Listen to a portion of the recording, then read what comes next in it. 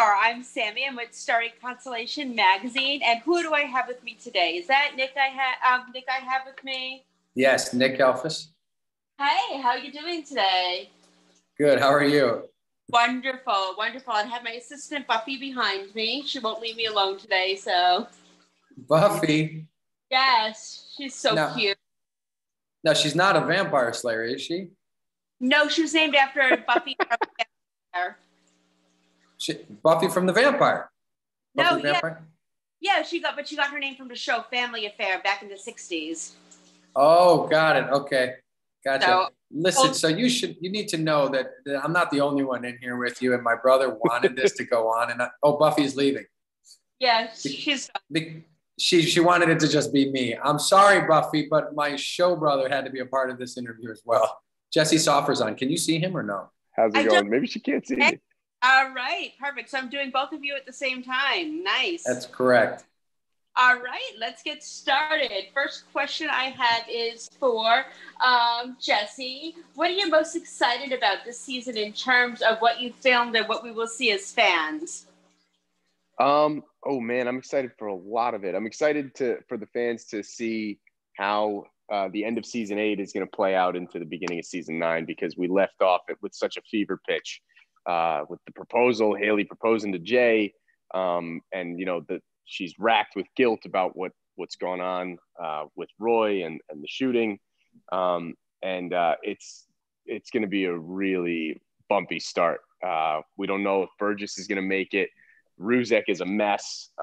He hasn't left her side. All the while Voight, is even keeled and maintaining his Voightness. And this season, actually, Atwater is introduced to a new character on the show who may or may not end up being a love interest. So there's a lot going on.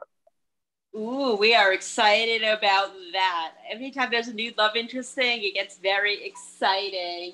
And all right, for Nick, what is your take on Will's firing at the end of the season 6 finale? Well, listen, he took the fall for it, so Goodwin was right to fire him. Yeah, of course, Goodwin didn't know that he was lying. But the things you do for love. Of course, though, Natalie confessed, and Goodwin was left with and the audience, well, what is she going to do? So at the top of this premiere, Will is fighting for his job back, and she says, sure, under one condition: you have to partake in the secret investigation. She doesn't say it's a secret. I have to tell you it's a secret. I'm sorry. But it's a tough ask, and Will is torn and has to figure out if this is something he's willing to get his job back for. Nice, very nice. What else could you say is in store for him in season 7, without giving too much away, because I know you can't? Sure. No, there's a new character. We have a couple new characters, brand new characters. Kristen Hager plays Dr. Stevie Hammer, and Guy Lockhart plays Dr. Dylan Scott.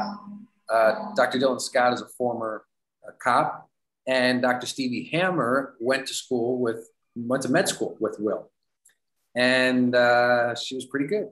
And so Will's got quite a rivalry with her, and so Will is going to have to juggle this secret investigation with these new relationships, and try and figure out if his judgment at times is where it needs to be, given what he's doing for Goodwin. And so that Goodwin and him are going to be pretty teamed up a lot of the time. Nice. And I'm excited to see his former med school roommate there, see what the past is like, if we get to see flashbacks. Yeah. That I'm really excited about that. And you're also dealing with a lot of interesting medical stuff, and the whole thing with twins wanting to be exactly alike. Did you do any special research on that?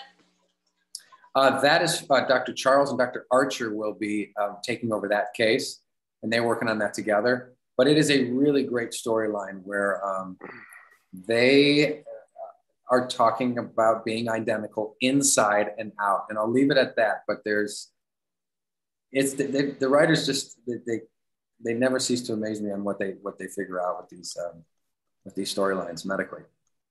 Nice. and how they weave it in with these characters. Beautiful. And going back to Jesse, I know you talked a little bit about Jay and Hallie together. Are we going to see an actual response? Or are we going to drag in the premiere, or are we going to drag it out for a couple of episodes? Oh, we're gonna get right into it. Well, it's juicy. So you'll see right away. There's a response. There's it's all there. We're gonna let it all unfold. You'll see. Yeah, and Jay was always supporting Hallie, and now is it gonna be her turn to support him this season, especially with everything that he's gone through?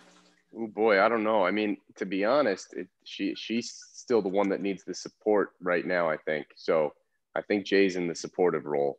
I think that the fallout of the end of season 8 is going to weigh really heavily on her, and psychologically, we did that a couple seasons ago. And this season, we do touch on a little bit of his history and more of his backstory in the military. But we don't get into the PTSD stuff. Really, it's more of a little bit more specificity and kind of some of the stories that he carries with him, and why he doesn't talk about his time in the military. So it's interesting. It's a little more depth for the fans.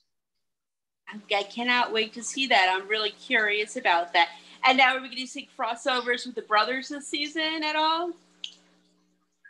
Please say yes. There is a fire alarm going off in my building, if you can hear it. And I've heard a lot of fire trucks outside my building. Oh, I don't know if this is a drill or not. So I'm a little wondering what I should do here. Do you need to go check if everything's okay? Can you hear the fire alarm going? A little bit. Yeah.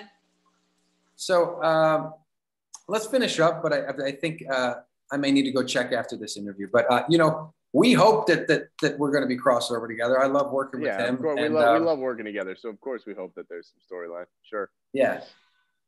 Nice. And I love the chemistry you two have together. What do you want to say to all your fans and supporters?